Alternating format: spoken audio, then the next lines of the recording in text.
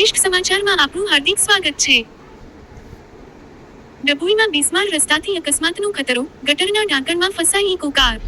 ડભોઈના જલારામ મંદિર નજીક ગટરના ઢાંકણમાં ઇકો કારનું આગળનું વ્હીલ ફસાયું હતું। કારમાં નાનું બાળક પણ સવાર હતું। સદનસીબે મોટી જાનહાનિ ટળી। બિસ્માર રસ્તા અને ગટરના ઢાંકણને લઈને નગરપાલિકા સામે સવાલો ઉઠ્યા છે।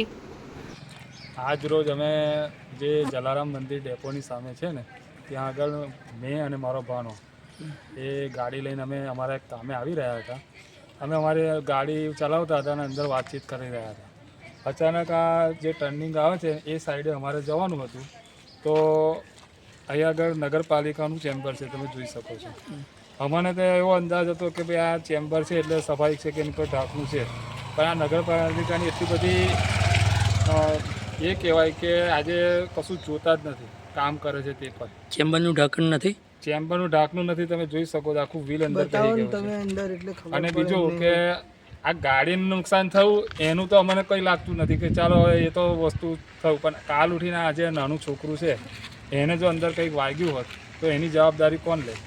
મેં કહું સત્તાની અંદર ભાજપ હોય કે કોંગ્રેસ હોય, ડભોઈના વિકાસની અંદર ખરું ને કોઈ જાતનું મને નહીં લાગતું કે કોઈ પણ પક્ષ હોય કે વિકાસ થઈ રહ્યો એવું લાગતું નથી। શું નામ તમારું? મારું નામ કલ્પેશ ઠાકર।